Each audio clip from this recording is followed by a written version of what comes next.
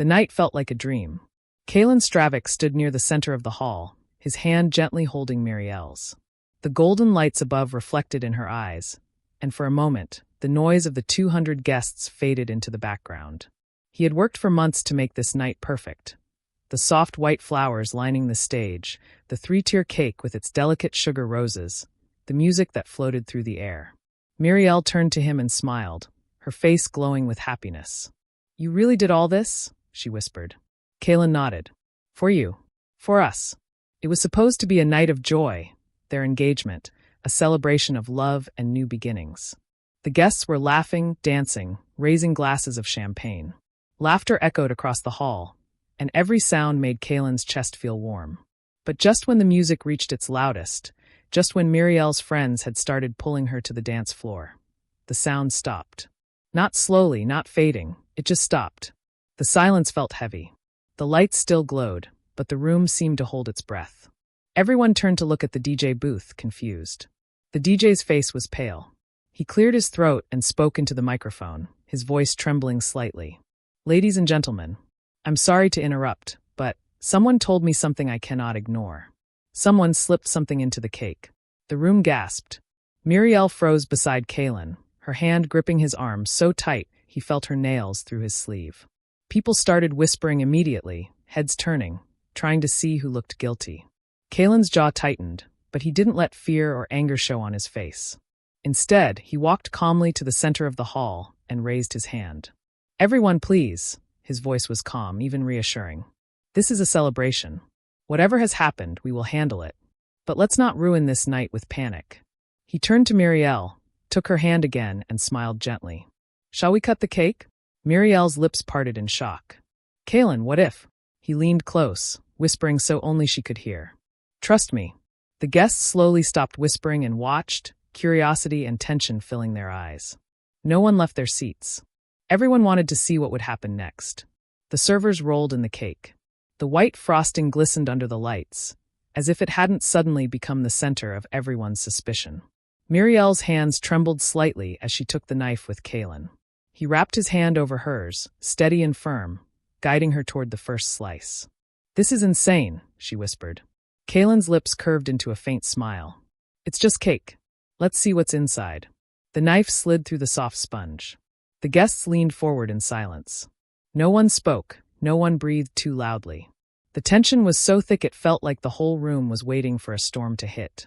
As the first slice was lifted away, Kalen glanced at Muriel. Her face was pale, her chest rising and falling fast. He didn't say a word, not yet. He just watched as the server placed the first piece of cake on a tray. And then it happened. A faint metallic clink echoed as something small and shiny slipped out of the slice and hit the silver tray. Every head in the room turned. Muriel's breath caught in her throat. Kalen reached forward and picked it up between his fingers. The object was covered in a little frosting, but the shape was unmistakable. It was a ring. Not just any ring, Muriel's grandmother's ring, the one she had cried over months ago when it went missing. The room was dead silent. Muriel's eyes filled with tears, her lips trembling. She had accused the maid of stealing that ring, and it had caused weeks of tension in her family. Kalen's face remained calm, but his grip on the ring tightened. He turned his head slowly, scanning the tables. His gaze lingered for a moment on Corvin, his best friend, who suddenly wouldn't meet his eyes. "Bring me the rest of the cake," Kalen said to the staff, his voice low but firm. Everyone stayed silent, waiting to see what else might be hidden inside. The celebration that had been filled with music and laughter now felt like a courtroom. Kalen glanced at Muriel again. She looked both relieved. The ring had been found, and terrified, because the way it was found meant someone had done this on purpose. Kalen's hand brushed against hers under the table. "Stay with me," he whispered. She nodded, her tears falling quietly. The party that had started with dancing and joy was now frozen in suspense, every guest waiting for what the next slice of cake would reveal. The hall stayed frozen in silence after the ring slipped onto the tray. Kalen held it in his fingers, frosting clinging to the metal, the lights reflecting off the stone. For a few seconds, he didn't say a word. The weight of the silence pressed down on everyone. Muriel's breath came in quick, shallow bursts. Her eyes were wide, her lips trembling as she whispered, "That's my grandmother's ring." The guests immediately began whispering, heads turning to each other in disbelief. Some gasped, others covered their mouths with their hands. They all remembered the story. How Muriel had cried for days when the heirloom went missing, how she had accused the maid, how the incident had cast a shadow over her family for months. Now, the truth of where it had gone was sitting in Kaelin's palm. Kaelin didn't speak to the crowd. Instead, he looked at Muriel, then at the staff. His voice was calm, firm. Bring the entire cake forward. Slice it layer by layer. Carefully. The servers exchanged nervous glances but obeyed. They wheeled the cake closer to the center, placing it on a silver stand so everyone could see. The whispers grew louder, but no one dared leave. Every eye in the room was locked on the cake.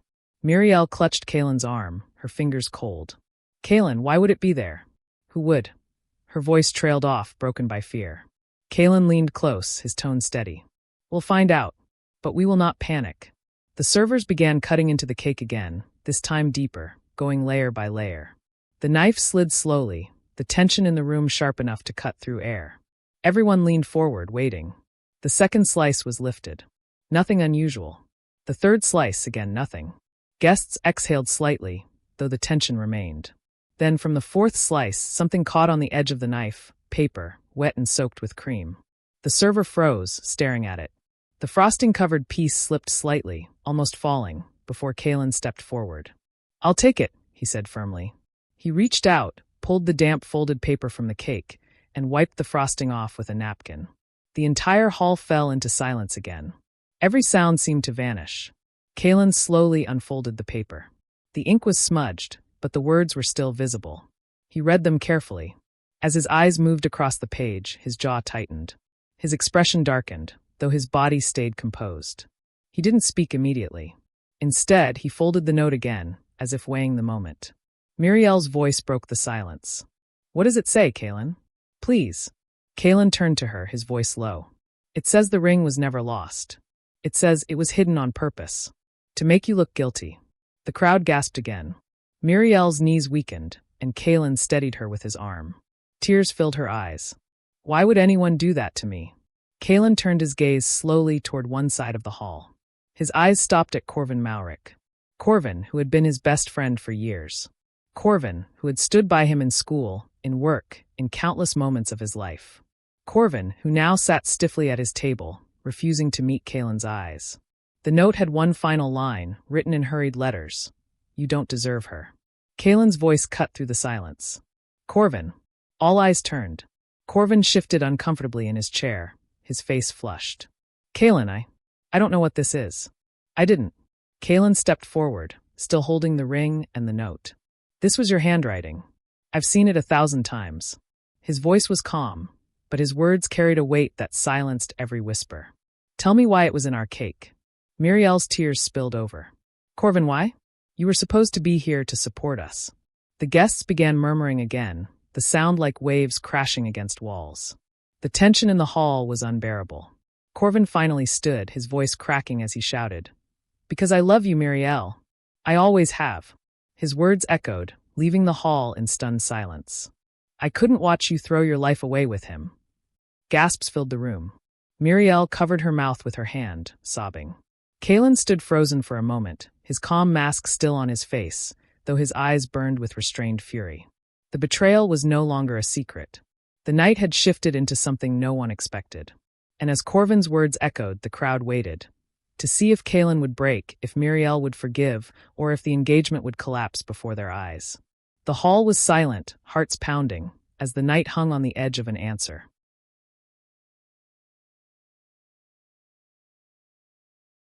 The words hung in the air like a knife. I love you, Muriel. I always have. The hall erupted with gasps, some guests covering their mouths, others whispering in shock. The music was gone, the laughter was gone. The engagement party had turned into a nightmare. Muriel's face turned white, her eyes flooding with tears. She stumbled back, shaking her head. No, Corvin, this can't be true. Kaelin's eyes locked on Corvin. His best friend.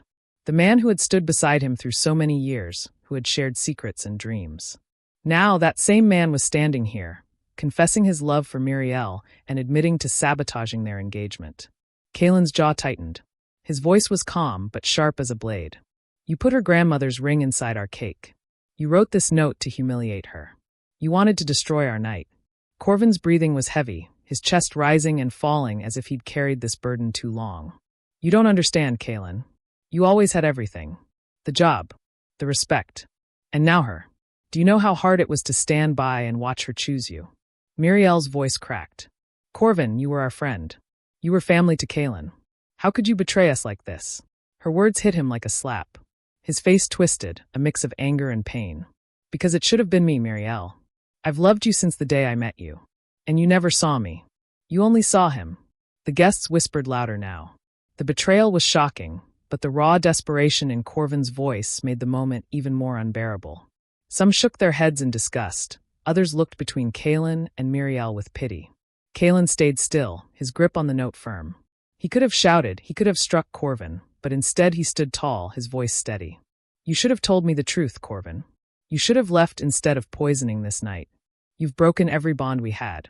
Corvin's eyes glistened with unshed tears, but his anger burned stronger. I wanted her to see who you really are, to see that you don't deserve her. Kaelin took a step forward. And what about the maid? You let Miriel believe she was a thief. You let her suffer guilt for months. You hurt her reputation just to play your game. Miriel sobbed harder, the realization crushing her. You made me doubt an innocent woman. You let me ruin her life, Corvin. Corvin's voice wavered. I didn't mean for it to go that far. I just needed you to see. Kaelin cut him off, his voice low, dangerous. No, you needed to see. You needed to see that love built on lies never lasts. The hall went silent again. Guests held their breath. Corvin's hands shook as he looked at Miriel one last time. His voice softened, almost pleading. Miriel, please. Tell me you feel something for me. Tell me all this time wasn't wasted. Miriel shook her head slowly, tears streaming down her cheeks. Her voice was barely a whisper, but it cut through the silence. I never loved you, Corvin. Not once. My heart has always been with Kaelin. Corvin's face crumbled, his shoulders slumping as if the weight of years crashed onto him. The silence of her rejection was louder than any music. Kaelin finally turned to the security staff at the back of the hall. His voice was cold, final. Take him out. Corvin's eyes widened. Kaelin, wait. But Kaelin didn't flinch. He handed the ring and the note to the staff. These stay with me. He leaves. 2 guards moved forward, gripping Corvin by the arms. He didn't fight, but his voice echoed desperately as they dragged him toward the exit. You'll regret this, Miriel. One day you'll see I was the only one who truly loved you. The doors slammed shut behind him, leaving a heavy silence in the room. Miriel collapsed into Kaelin's arms, sobbing into his chest. I can't believe this. He was your best friend. Kaelin stroked her hair gently, his voice soft but firm. Not anymore. Tonight, he showed us who he really is. The guests slowly began clapping, some in sympathy, others in respect for Kaelin's calm strength. But the night was far from healed. Kaelin held Miriel close, his heart heavy. He had chosen control over anger, but the betrayal still burned deep. The celebration had shattered. The cake, the music, the joy, all of it had been tainted by truth. And yet, in that moment, Kaelin knew one thing. He would protect Miriel no matter what. The party wasn't over. The night wasn't finished. There was still one final truth to be spoken before they could move forward. The hall felt heavy after Corvin was taken out. The music was gone, the laughter had died, and the smell of sweet cake now felt bitter in the air. Guests shifted uncomfortably in their seats, unsure if the celebration was over or if something else would happen. Kaelin still held Miriel close. Her tears stained his suit, but he didn't move. He let her cry against him, stroking her hair, giving her space to release all the hurt. His face remained calm, but inside his chest, anger and sorrow burned together. When Miriel finally looked up at him, her eyes were red. Kaelin, I can't believe this. He was your best friend. And I trusted him. Kaelin cupped her face gently, his voice steady. He betrayed us both. But his lies don't define us. Tonight is still our night. The guests listened. The silence felt like a test. Everyone was waiting to see how Kaelin would end this story, with shame or with strength. Kaelin stepped forward, holding the ring and the folded note in his hand. His voice rose, calm but strong enough to carry across the hall. Many of you remember when Miriel's grandmother's ring went missing. Many of you remember the pain it caused. A woman who worked for us, an honest woman, was accused of stealing it. That accusation destroyed her reputation. Tonight, the truth has been revealed. She was innocent. It was Corvin who hid the ring. He planted it in our cake. He tried to shame Muriel, to shame us both. But his plan has failed. The guests gasped softly. A few clapped in agreement. Others nodded, murmuring their support. Muriel wiped her tears, her voice breaking. I want everyone here to know. I am sorry for blaming the wrong person. I want to clear her name tonight. She deserves her honor back. The hall erupted in gentle applause. Some guests even stood, clapping harder, touched by her honesty. Kaelin looked at Muriel and smiled softly. Her courage only deepened his love for her. He slipped the ring back into her hand. This belongs with you, where it always should have been. Muriel stared at the heirloom, her tears falling again, but this time from relief, not grief. She clutched it to her chest. Thank you. Kaelin turned back to the guests. Tonight was supposed to be about love. Corvin tried to poison it with lies. But love is stronger than betrayal. And I want everyone to see that Muriel and I stand together. Nothing can break us apart. The applause grew louder now, more confident. The tension that had hung over the room began to ease. Guests looked at each other with relief. The weight of the scandal was slowly lifting. Kaelin turned to Muriel, extending his hand. Shall we finish what we started? Her lips trembled into a small smile. Yes. Together, they walked back to the cake. The servers hesitated, unsure if it was the right moment, but Kaelin nodded. Bring the knife. The cake, though partially cut and messy, still stood tall. Kaelin placed his hand over Muriel's again, just as he had before. But this time, her hand didn't shake. She looked at him, and he looked at her, both steady. Ready? He asked softly. She nodded. Ready. The knife slid through the cake again. Guests leaned forward, holding their breath. But this time, there was nothing hidden inside. No ring, no note, no secret waiting to explode. Just cake. Kaelin cut a slice, placed it on a tray, and handed it to Muriel. She smiled through her tears and took a bite. The guests clapped again, louder this time, the hall filling with warmth. Kaelin raised his voice once more. This engagement stands. Our love stands. And tonight we choose to celebrate, not with fear, but with truth. The applause was thunderous now. People rose from their seats, cheering, some even crying at the strength of the couple. The music started again, softer at first, then louder, filling the hall with life once more. Muriel leaned against Kaelin, whispering, I don't know how you stayed so calm through all of this. He kissed her forehead gently. Because I knew the truth would always win.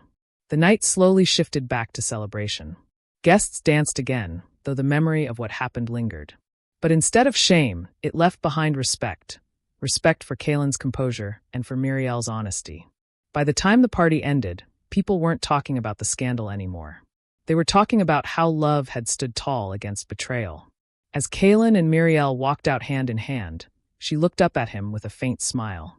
We faced a storm tonight. Kaelin squeezed her hand gently. And we came out stronger. The golden lights above faded behind them, but their hearts felt brighter than ever. Love had won in the end.